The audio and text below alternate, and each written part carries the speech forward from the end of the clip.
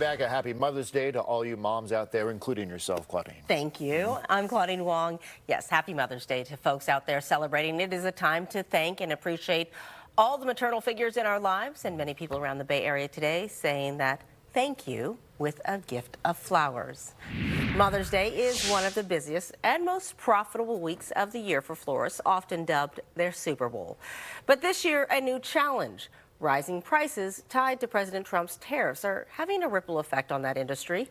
KTVU's Betty Yu talked to some local florists and customers to see how they're adjusting.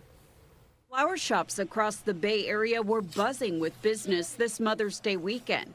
But behind the blossoms is a growing burden. About 85% of flowers sold in the U.S. are imported, many from Colombia and Ecuador. And those imports are now carrying added costs, due in part to tariffs as high as 25%. At J. Miller Flowers and Gifts in Oakland, some customers said they were still happy to buy. It seemed a little bit higher this year. I was looking for really high quality, so because it's for my mom and all, so I was willing to pay the extra to get a really nice bouquet. I think these used to be like $13 or something like that, so I think I spent $16.50. Did you mind the difference? No, because it's for my mom. It don't make a difference. It's Mother's Day. The San Francisco Flower Mart was a popular stop this weekend. Vendors say imported flowers like roses and hydrangeas are coming with a bigger price tag.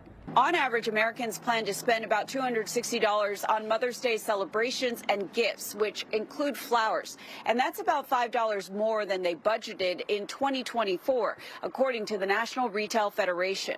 Popular flower company Farm Girl Flowers said it had no choice but to adjust some prices since profit margins are razor thin. We found that people did choose cheaper options this year than in years past.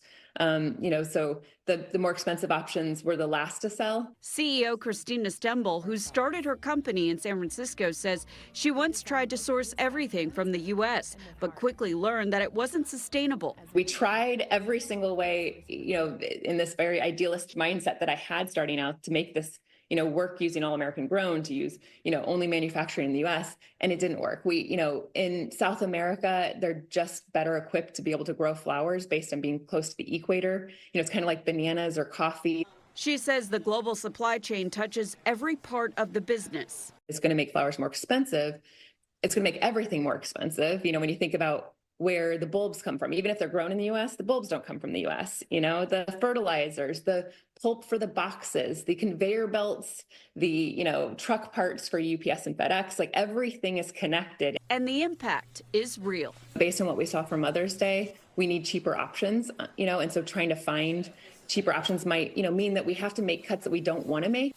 Betty Yu, KTVU, Fox 2 News.